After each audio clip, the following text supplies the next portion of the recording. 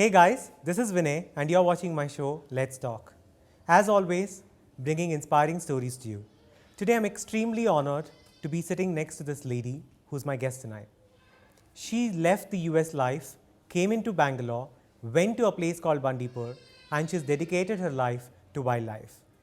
It takes a lot of guts and passion to do that, and today I want to know what drives her. Please welcome Sunita Dhairyam. Sunita, welcome to the show. Thank you, Vinay. Thank you for driving all the way to come on the show. You're most welcome. I want to ask you, before you went to the US, what was in your mind? You're an artist. Yes. So you paint, you do art. While you were going to the US and you spent 10 years of your life there as an artist, what was in your mind? I went to the US because I married someone there. Sure. So I started my life there. I started working. I started actually doing my, first of all, I'm an untrained artist. Okay. I've been painting ever since I was born. And since I was a little girl, and my grandmother was an artist, so I guess inherited that, yeah. And funnily enough, I would always paint animals. I come from an animal-loving family. So I always had animals around us, everything. So when I went to America, I got a job and I started working there. And simultaneously, I started doing murals, painting directly on walls. I started getting commissioned to do murals, and that's what I did in my other time, free time.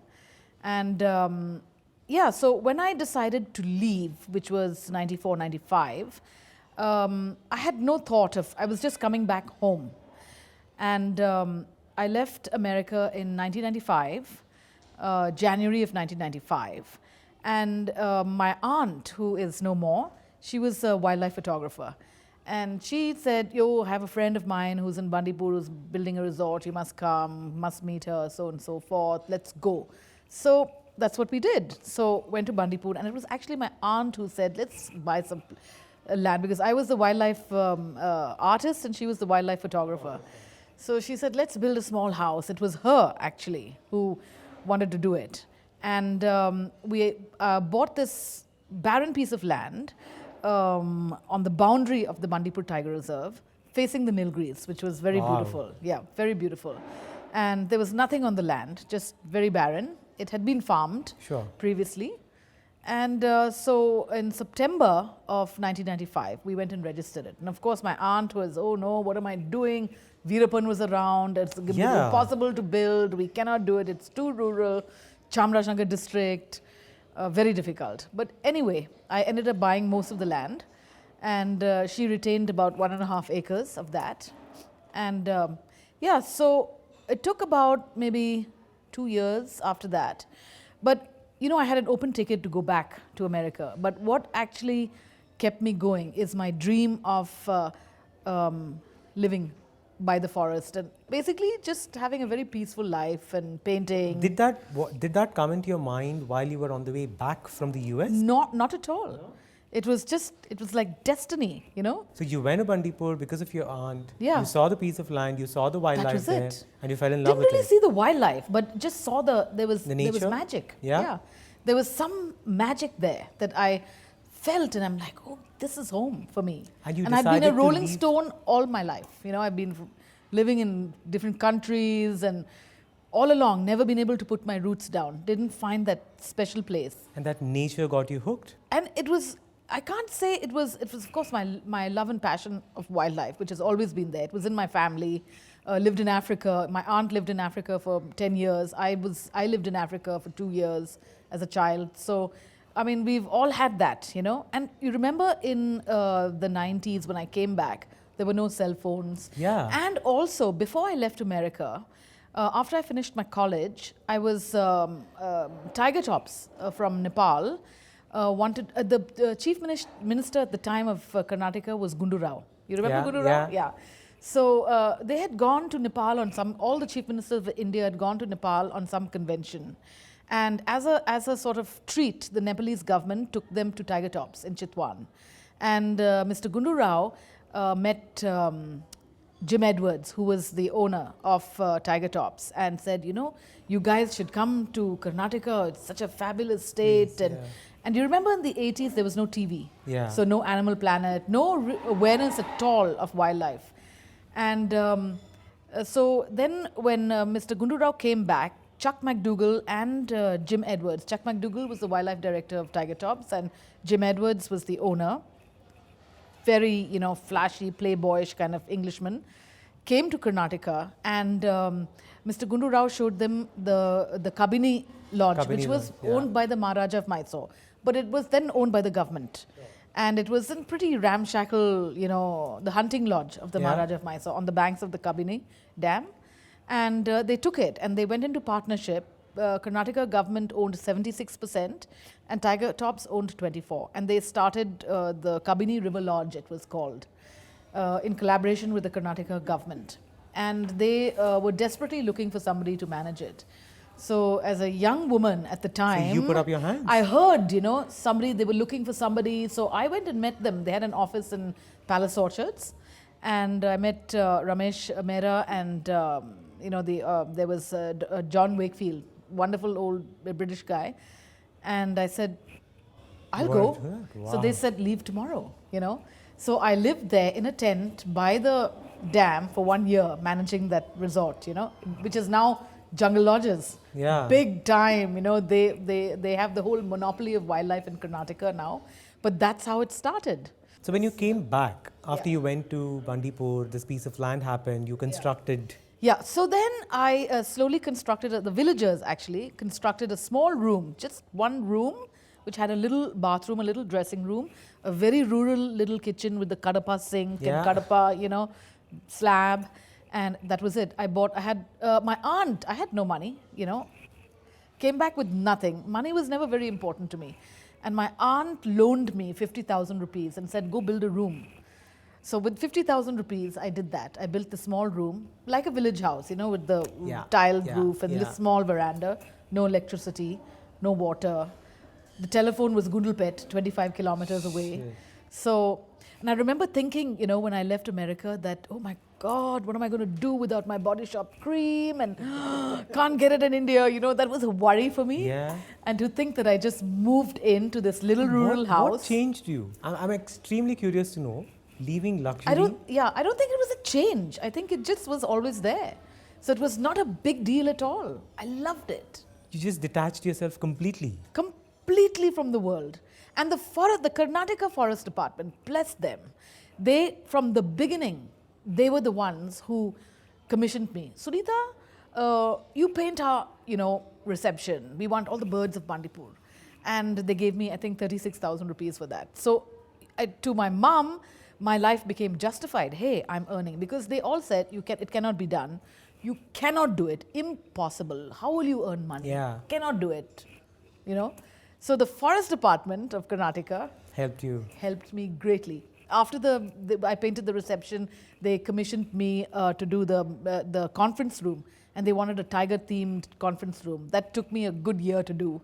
4 paintings and texturing the wall and printing curtains for them and so on and so forth. After that, the Maharaja of Mysore, commissioned me to do Fernhill Palace. That was not wildlife. That was Pramoda Devi told me what to do. It was old lithographs. So I did the whole dining room in the Fernhill Palace, which I loved. It was not open at the time. They had no electricity. Quite spooky and quite haunted. It was wonderful. It was just 2 hours away from my place, Ooty. And after that, Jungle Lodges started commissioning me to do their rooms. So I took 2 years to paint their 5 rooms in Jungle Lodges. And then I decided I needed to start my own paintings for an exhibition. And that's what I've been doing all along. In between my trust and, 101 things, my little proprietorship company. Sure. But tell us about, you went and did all of this. You were earning a little bit there for your living and you enjoyed what you did and stuff. But when did what came into your mind in terms of doing something in terms of trust? Like be it for villages or be it for wildlife? Now that. So in the year 2000, there was a wonderful doctor, Dr. A.R. Pai, who came from the Canara Bank pies, the two Sure, big sure. pie families, Yeah, and yeah. you know, one is the hospitals and one is the Canara Canara. Bank. So Dr. Pai, who is the only son of his father, who was the Chief Justice of Karnataka, wonderful philanthropic man, had this clinic in Bangalore, and he always wanted to help poor and wanted to start a clinic. So he started his free clinic from my farm in the year 2000. It was called the Amembal Medical Charities. Really wonderful man, and he would come once a month. He hired a nurse, Indrama, from Gundalpet to come every day, and he would come once a month and treat people and free medicine and this, that, and all that. So during that time, that created a lot of goodwill. So even though people knew me, oh, this woman, crazy with all her dogs, and I was never, there was that distance. Yeah. As it is in rural India, it's hard to become one with the local people. It takes years. So it was during that time that people started then coming to me and saying, madam, and no cell phones, so no cameras, no access to cameras. And I had a small little Instamatic camera. So they would come to me and say, my buffaloes have been killed, my cow has been killed, it's been killed by a tiger. Can you please come and take photographs? So I would go with them, photograph the kill, then take it to the department. And as I said, I've always had a very decent relationship with the Karnataka Forest Department. I would tell them, sir, maybe it helped also being a woman. Yeah. So there was no ego Clash, hassles. yeah. Which happens, with men a lot of times. But so I would go and say, give him his compensation. It's a genuine kill. Sometimes the department would even tell me, please go and bury the carcasses. So I would take my boys, Gadapara, everything, bury the carcasses if it was on, cattle pathways because of poisoning. Yeah. So for years, I waited and I watched and I said, who's coming to help these people? Nobody did. No. So it didn't. So in the year 2007, I just said, and I had a distinct feeling, I have no proof, but I knew that Big Cats was being poisoned. Very hard even to detect where the kill is, how it's easy to bury a tiger, it's easy to bury a leopard, the regular cattle lifters. So I just told Dr. Pai and I said, I need to do something. I want to do something. I need to form a trust. I think we need to start paying compensation just to help the people. There's nobody's thinking of what we can. The cattle were a problem amongst all the big conservationists, get the cattle out, get the people out. It was always anti-people, anti-cattle. The end of the day, these are the people who have lived here for ages, thousands of years. Yeah. So these are you can't just, so my philosophy came in, it's true that we needed to help them. Sure. So it was actually Dr. Pai who helped me form my trust, which was called the Mariamma Charitable Trust, after the little temple next to my place, where all the local people could identify this trust. Okay. So it was really not named after any big wildlife, conservation trust. It's just the village god that they used to pray. So immediate trust comes in. So I formed that and I started telling people that please no poisoning. I'll pay you 2,000 rupees. That's what I started with in the year 2007. It was only then that I realized, oh my gosh, where am I going to get the money for this? Nobody's going to give me money for this. So the whole concept came about that I had to start earning the money and use the tourism industry to do that. Yeah. So as an artist, I started designing. I'm not really a graphic designer, but I started designing T-shirts. And I remember I started designing 4 T-shirts, 4 designs. And I put them with the grace of the forest department. They allowed me to sell it in the reception, those 4 designs. And boom, really marvelous. We were getting the money for our kills. For our trust. So that was really great. So I started increasing jackets, caps, all kinds of wildlife paraphernalia. And the forest department gave me a little shop in the campus, which was phenomenal. 3 years of that. But, our country, little jealousy. How come she has a shop there? Yeah. Of course, it's not right to have a shop in the middle of a tiger reserve. Yeah. I agree with that. Yeah. But if it had not, the forest department was very obliging. They would have let me run it if private people had not said, if you were going to allow her, and these are people who already owned lucrative businesses in resorts. Sure. But also when you work with local people, you become a threat. Yeah. Whether it's the vote bank or I have no idea actually. Yeah. So I eventually had to give up my shop, lost a huge amount of my funding. So since then, which is now it's the 6th year running, it has been a struggle. But by the grace of God, we've still managed to survive. And we have a little shop outside the Tiger Reserve. Not enough footpath movement, but it's something, there. Yeah. It's something. It's our own little, we're renting it. And tourists do stop. And we somehow have managed to survive. This year, WWF is helping me for 1 year. But we've increased the amount of villages to about 32 villages, which 9 villages in Mudumalai and 23 villages in Karnataka. So our reach is getting bigger and bigger. Just with working with the people. So your trust, if I have understood it correctly, so your main intention is to save wildlife. You didn't want the villages to actually poison and kill the big cats. Yeah. At the same time, empathizing the villagers because at the end of the day, it's their livelihood, it's their life. Yeah. So you want to bridge that both in one Yes. and fund their loss and get them to go on in their life. Yes, and also after Dr. Pai died, I carried on his clinic.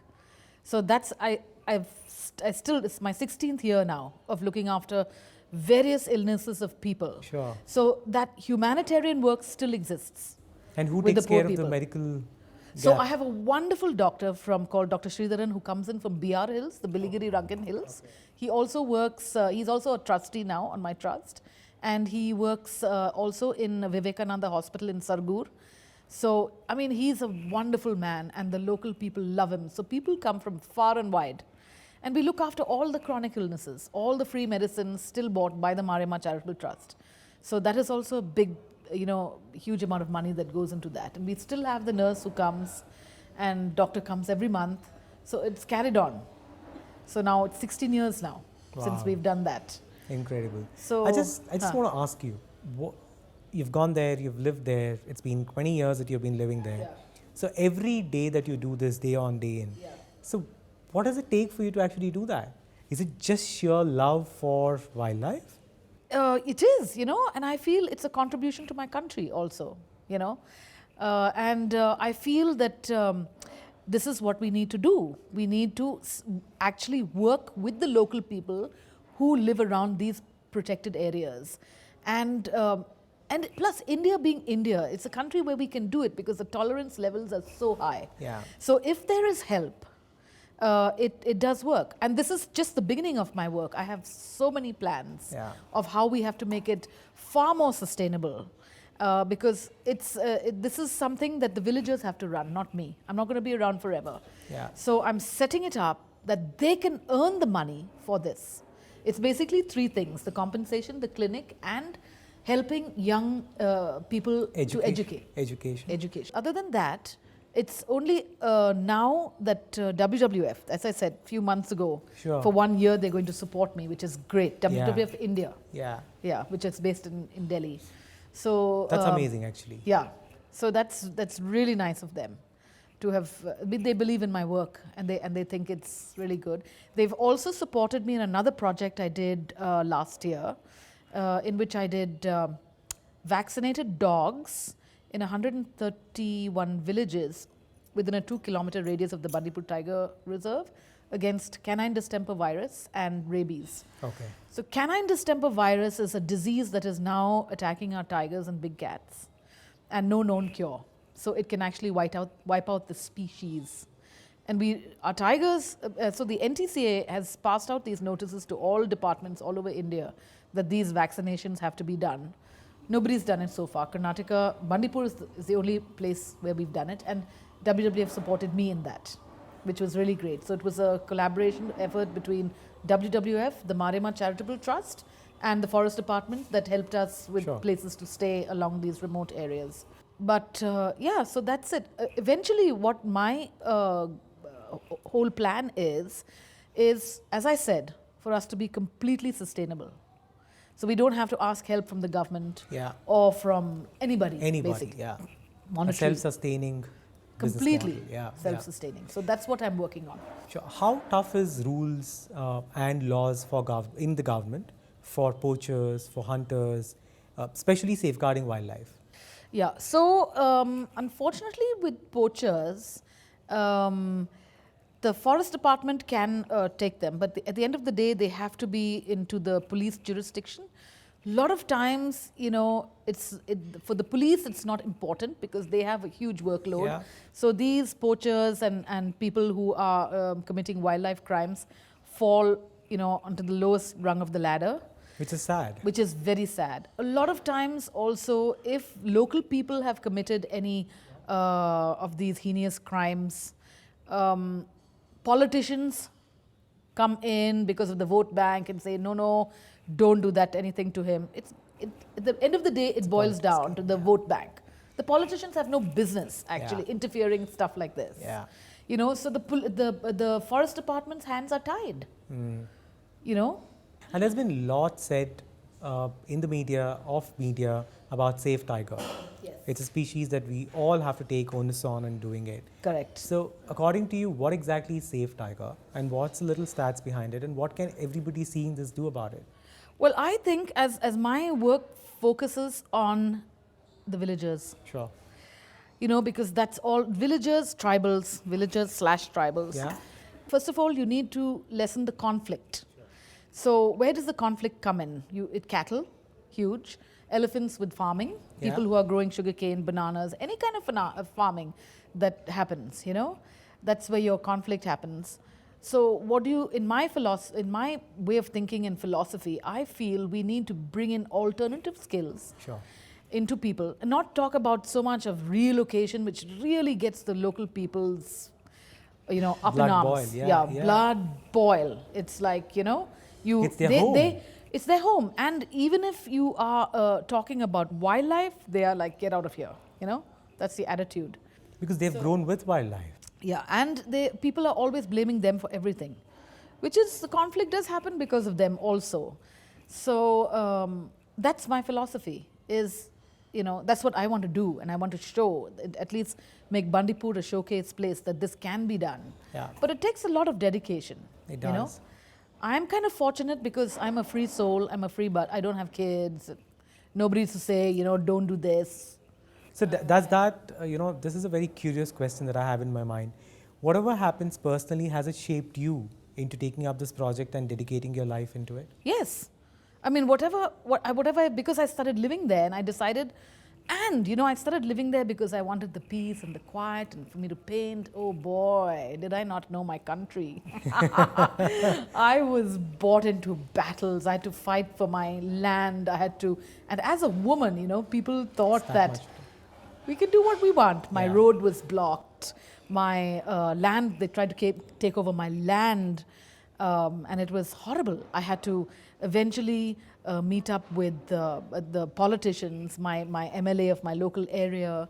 I had to, seek the revenue department. And I must say, I was so overwhelmed to come across people like my Tahsildar at the time, one Mr. Manjunath, wonderful man, local guy from Karnataka, tough revenue officer. He helped you a lot.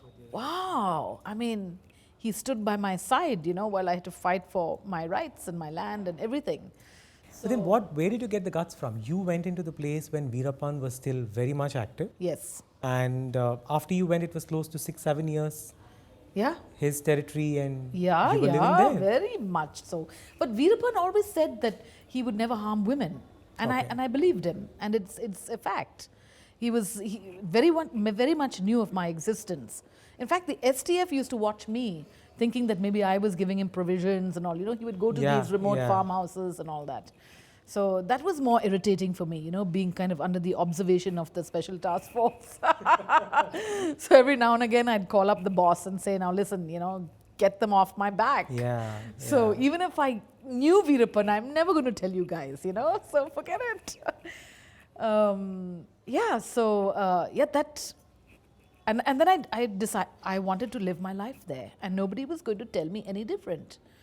So I had to fight for it. Were you always this ballsy, this gutsy? I think life made me that way. I lost my father when I was 9. I was in boarding school. It's a question of survival of the fittest. I had no time to be a damsel in distress, even though I've always wanted to be sometimes, let me be a damsel in distress. But I had to be this really tough woman and manage my life, and I did it. And you're happy Totally I am happy. very happy. And now also all the local people know, oh, that, are you, let us not mess with her. Because, and they all watched, sat on their haunches and watched me fight every battle to see if I And could. you have the credibility now. Yeah, if I could do, what I did. And it never stopped me from helping them. Yeah, yeah. You're So- one among them now. Yeah, I'm a part of them. Part of them. This season we are also talking about cancer and spreading awareness. So I just want to ask you this: in the villages, Yeah. how accessible is cancer care treatment? It is so sad because I mean, one has to actually sit into one of my clinics to realize the terrible state of affairs. Cancer, we do come across people who have cancer, and really, there is no help out there for them. What do? Either you're talking about lakhs, even for Yeah. chemotherapy. You're Yeah. talking, these people live on a day-to-day basis. Yeah. If they don't work one day, they don't eat. So a person gets cancer or has any kind of tumor or anything, they're They're led to die. left to die. There many times, Very as long sad. as I can, a couple of cancer patients I've brought to St. John's and, did some, treatments for pain and, Yeah. you know, Whatever little that hospice could be done. Yeah. kind of stuff, and then taken them back. You have Karunashriya in Bangalore, which I've often told people it's a very dignified place where people go to die. Peacefully die. Yeah. And and it's free, you can go there, but the trouble is families from the rural areas, which are Bangalore's scary, for them to come in, Yeah. even to come to Kidway. Otherwise, where is there? And it's very sad. So cancer is like the kiss of death. That's it. But then, on a positive note, if people seeing this, your message to them in terms of be it healthy lifestyle or be it detection early, what would you like to tell them? Yeah, definitely healthy lifestyle. Like even if you sit in my clinic, most of the people are undernourished. The food intake is not good. It's terrible. You have a 5-year-old child who weighs 11 kgs or 10 kgs. It's that's the state of affairs in our country, in rural India, and I don't think it's very different anywhere else. Yeah. So healthy lifestyle. That's what we try to teach them at the Advocate, clinic. yeah, absolutely. Whatever they have, from your ragi to all the different soppus that are available, and all that, the greens. So we are continuously treating people or teaching people to do that. Sure. The hope is that there is when the advancement of science happens, Yeah.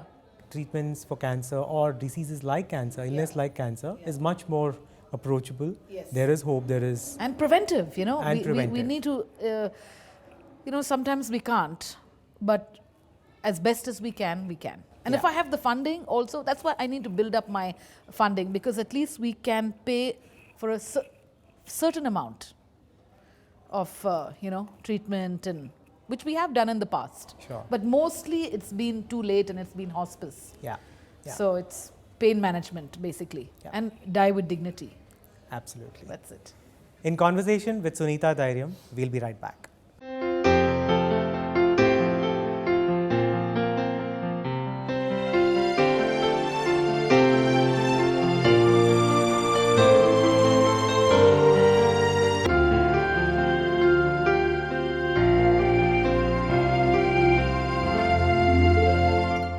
In conversation with Sunita Dhairyam. Sunita, we have spoken about your journey. How did you get there? What are you doing? A little about you, about Yeah. your journey through quick questions Yeah. and one-liner answers from you. Just want to know one advice from someone which has completely changed your life. My gosh. I can't really say. I mean, everything that I've done has just come from Within within. and divine intervention. I've just, because it's kind of a really off the wall life, So I just stumbled into it, shall I say. It was nobody who really inspired me to do it. Sure, It sure. was just something that I did. And as I did it, I discovered more, and I still learn every day, So that's what it is. One biggest regret of your life? I have to say, I don't think I have any regrets. Maybe I'm meeting nasty people. I wish I didn't have to meet them. One incident of your life that you were completely frightened because of the journey that you've taken, or one night or one instance that you can remember, and you said, gosh, what did I get myself into? Well, that's happened a few times actually. When I started my journey, it was a completely, as I said, I had no clue about my beloved India, Yeah. my Gandhi's India, the country that I love and love today, will never leave it. Is that shockingly the things that I have had to, like people trying to take over my land, people that I thought were my friends, I didn't know what was hitting me because obviously I made people nervous maybe, or I have no idea. So those are things that I thought, oh my God, where have I come? What have I done? And that has sometimes worried me. But it's like, no, I have to do it.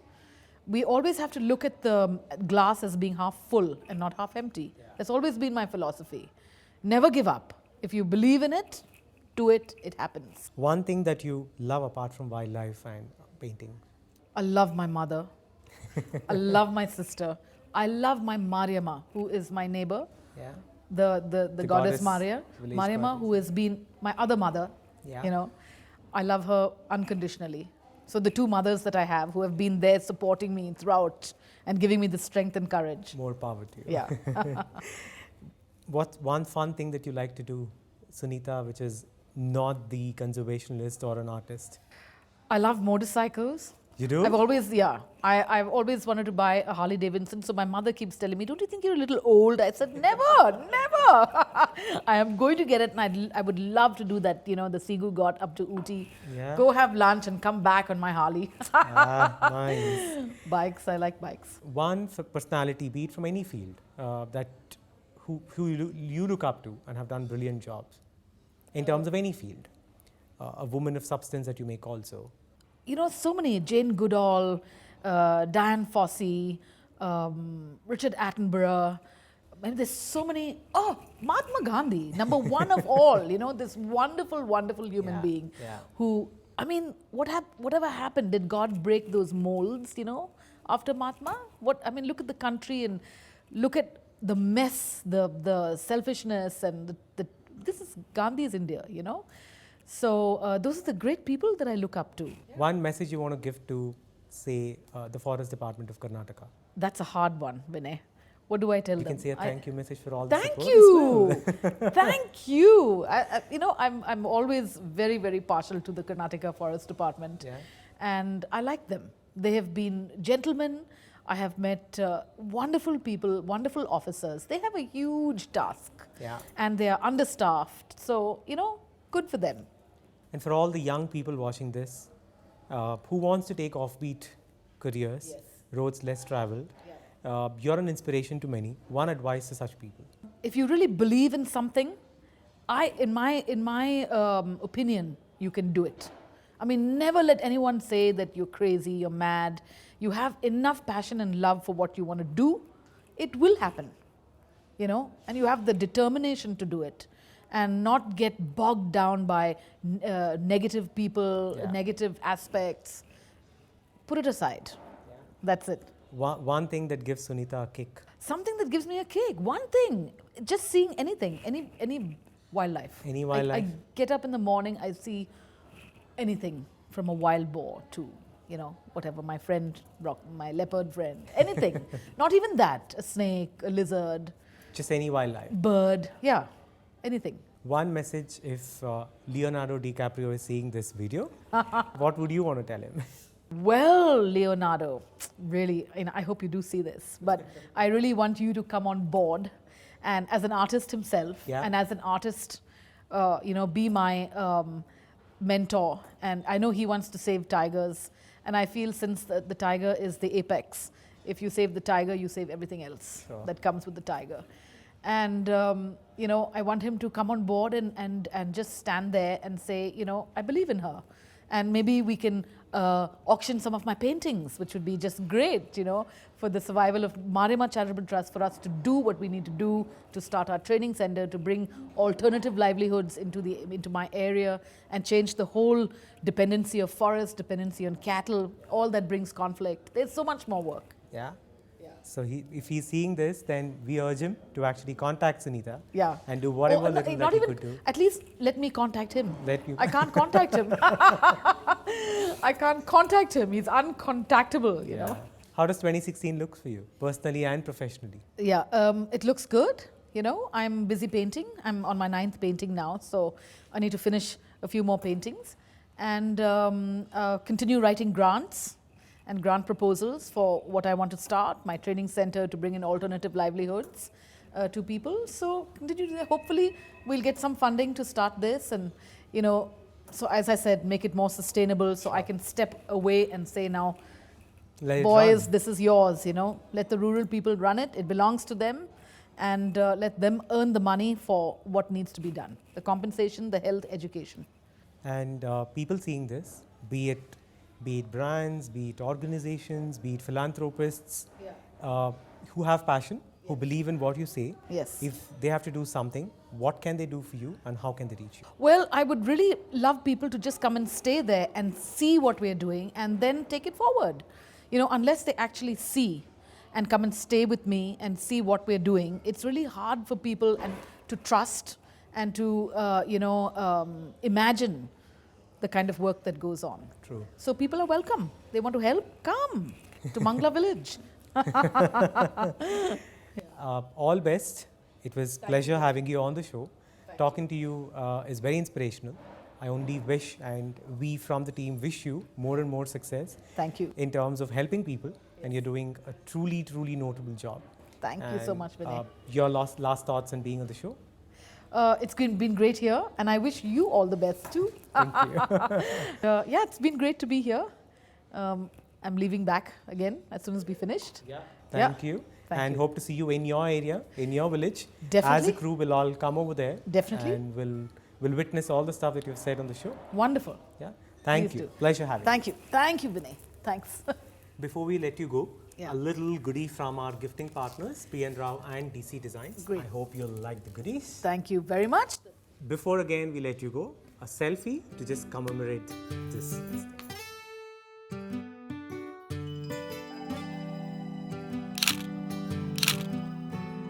Hey guys, I'm Sunita Dhairyam from Mangla Village in Bandipur, and I'm here talking to Vinay with, he has a channel called Let's Talk on YouTube.